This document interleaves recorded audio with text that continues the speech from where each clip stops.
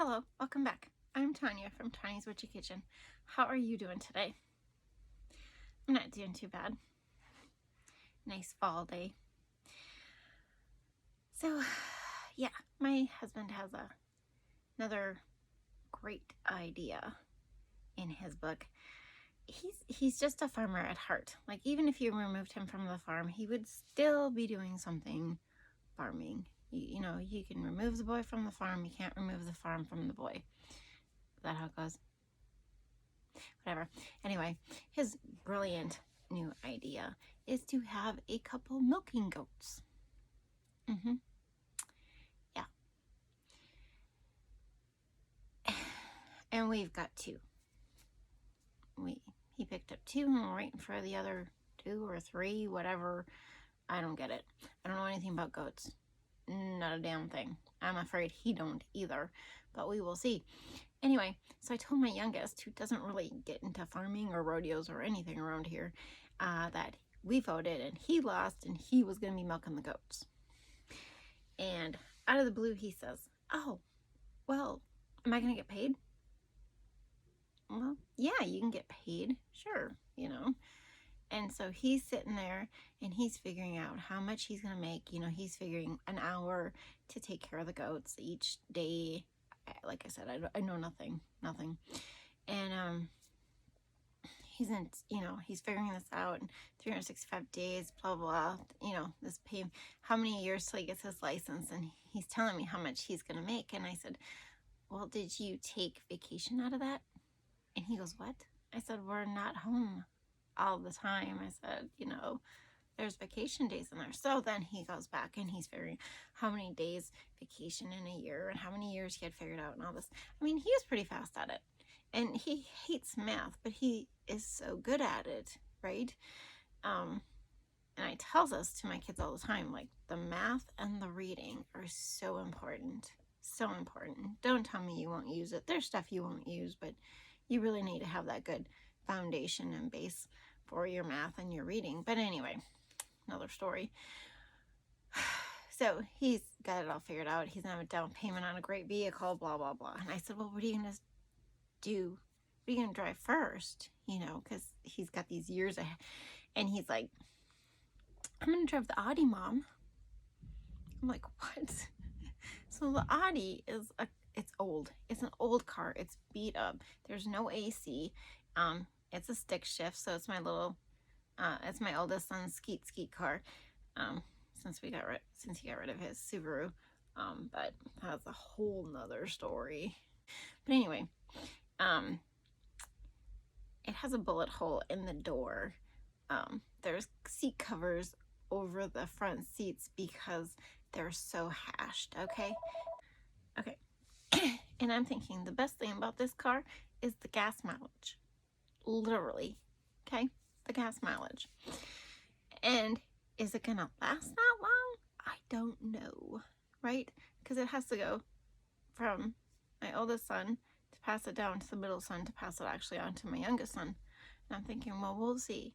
And I said, "Well, if you have a good down payment on your car," I said, "what would you buy?" And he's like, he sits there and he goes, "A truck. I'd buy a blue truck, Mom." Oh, this kid, he's such a thinker. We don't give him enough credit for it. He's not one to tell you his thoughts unless you ask. And I mean, but he just blows me away with his thought process, and so funny. So funny. So yeah, he's gonna be the goat milker, and maybe I'll get to make goat milk soap. Right? Yeah, maybe. That'd be cool. I could buy some milk from him and make goat milk soap. I don't know what the heck my husband thinks he's going to do with goat milk. So, goat milk. Really don't. But anyway. Sorry. Anyway, today we are doing a do-a-lie shave soap. Woo-hoo, cold processed. So we're not cooking it. We're not cooking it for the hour, whatever. We're just, okay, cold process. But holy heck, does this sucker heat up? Does it heat up? I think it cooks itself. Almost. But anyway, we will talk about that in the video. I'll show you all the crazy things going on. And 3 things. Dream big. Be true to you. You are worth it. Let's go check out this crazy soap. Okay, and a few additives. My calendula flowers were in the lye water, along with some, oh, not in the lye water, some yarrow was in the sunflower oil infused. It's beautiful yarrow. Isn't that? And then I had some stinging nettle infused in the coconut oil that I used for this. Yeah, those are my things. And I totally spaced it. I wanted to show you how orange this was. In a pretty orange color. That I dumped it all in at once. Now, this was supposed to be like the All Jacked Up, where I did a little bit at a time, a little bit at a time, a little bit at a time. Okay? I didn't. So, of course, look at how gross and chunky that is. Yep. Just disgusting. And then it started to thicken up, and I'm thinking, oh my gosh, you know, I'm going to end up redoing this because it's me. But I just was like, nope, I'm just going to keep going, because in the hot process, so same recipe as my hot process soap, pretty close. I remember, it's just keep going, and until you get that beautiful texture to it. Okay, watch this. Watch how fluid this gets. Yeah, it just let go. It just let go. 186 degrees, people. 186 degrees. Like, hot process is usually 200 degrees. I mean, that's what I consider, you know, when it's hit its peak. 200, 212, whatever, 200 degrees. This is dang close. Look how fluid that is. I couldn't believe it. I hadn't even added my additives or anything, right? So the key with this, because this has a, well, okay, so it's got 40% stearic acid, but it's not all from stearic flakes. It's also from kokum powder, kokum butter, high in stearic. Butters are high in stearic. Kokum, I think, is the highest. And so I like to throw some of that in there, even though it's kind of pricey, but it's just a great butter, you guys. So, so this has the same kale and clay, oatmeal, and pumice powder. It's a shave soap, right? It's a shave soap. And so I saw this one girl do this, right? And she called it a hot process. As she added the lye so slowly, it actually was going through the phases, the applesauce, the mashed potato, the Vaseline. You know, mine didn't do that at all, right? Not in this one. Oh, okay, so Oud Wood. That's my fragrance oil I am using. I'm not sure if I like it. So I have to reserve my opinion. I'll put it in the description below because there's not much there. I don't know. And so I'm adding 10% glycerin. So 10% of the oils in the recipe, 10% glycerin. This was the little bit of a change up that I did to this recipe since it was cold process. I thought, you know, yeah, why not? What the heck? What do I got to lose? I just have a bunch of, if they don't turn out, I just have a bunch of ugly shave bars that I get to use myself. This is what it's doing. Okay, that is why I'm mixing it so much, and I did take some of it out, but it was so thick it wasn't mixing, and I should have took the dang spatula to it. But I was kind of in a little bit of a, oh my gosh, what am I going to do? What if this doesn't turn out, right? But I just kept going. It's like, I'm not going to stop. I'm not going to pout. We're still at 160 degrees, you guys. You know, I was going to do it. The batter was really weird. And I don't know if it's because of the stearic acid in it. Okay. Apple moss and bronze mica. Those were my colors from Brambleberry. And watch what I do. Poof! There goes the mica. I wasn't thinking. I didn't put it in the oils. I don't know why. But I beat this batter so much, it's unbelievable. unbelievable. But the batter's really weird. It's this sticky. It doesn't look sticky, but you'll see at the end as it cools, it's kind of sticky, and it's totally. There's a few things about it that I got to share with you. It's just weird, super weird. But anyway, yeah, it was just crazy how much I mixed this batter, and it didn't harden up on me. Yeah, so it's a learning thing, right? I just don't know. It's like, is it a hot process? If it gets that hot, is it considered a hot process? I don't know. But I kind of like the colors. I don't know if it's Oud Wood or Oud Wood. I don't know how to say that, you guys. But I like the smell out of the bottle. Okay, I liked it out of the bottle. After I was cutting the soap, I wasn't sure what the heck was going on, because all I could really smell was the soap. Like when you make cold processed soap, there's a soap smell if it's unscented while it goes through, its curing process. But I thought you'd like that pour. It just pours down.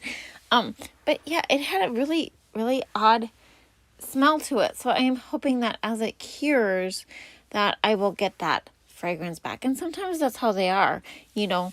Sometimes the fragrance oils, it takes a couple weeks, and then all of a sudden, there it is.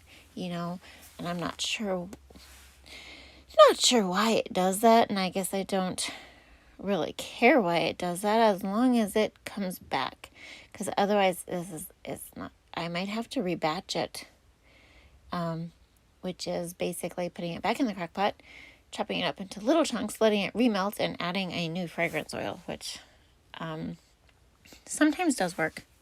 It does work. Sometimes it doesn't. Look how chunky the soap is on top. And then I made that little mold way over to the side. I wanted to show you some things. But yeah, it's chunky. It's sticky. It's almost like hot process. So it's staying on the counter with the saran wrap on top. Okay? I want to show you this. This is my immersion blender right after I poured. Okay? Look at those bubbles. This has saponified, you guys. Like, this has saponified. Like, those bubbles are crazy. Absolutely crazy. This is like what? That is 10 minutes after. This is 15 minutes after I got it cleaning everything up. I want to show you this. Look at how splotchy he looks. Do you see that? How he's got the little... You could almost call them stirrup beads, but they're not that. It just looks really weird. Okay? So, excuse me. Next day, it is holy. I must not tap the mold down very well.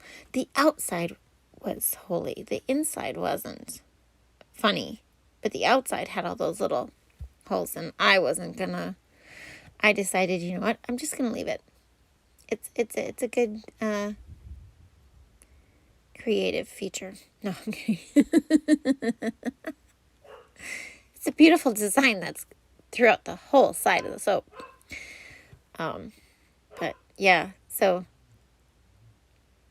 thought I would cut it this way again, just so you could, you could see how it cuts. That's the cut is the funnest part of the soap. It really is. It really is. It's always fun to see what the cut, how it turned out and how the layers are, and so I don't know. That's what they tell me. That's what I think. So I always want to see the cut. No matter what the pour looks like, I just like seeing the cut. Okay, so these are the shave bars, and the point I wanted to show you in one of these, I had to fix the one. He was from the top cut. So, like that piece I cut off, that was really just that top mush piece. Yeah. So I figured, well, I should fix him, at least reasonably, so he looks halfway decent and nice. Yeah, it was really soft. It was super soft. That is glycerin, you guys. It got so freaking hot in the mold, it made glycerin rivers. Like, it heated up. So while I was in the mold, sitting on the counter, it heated up even more. I had to take the Saran wrap off because it was condensating under there. Yeah, super hot. Hot, hot, hot. I just don't get it.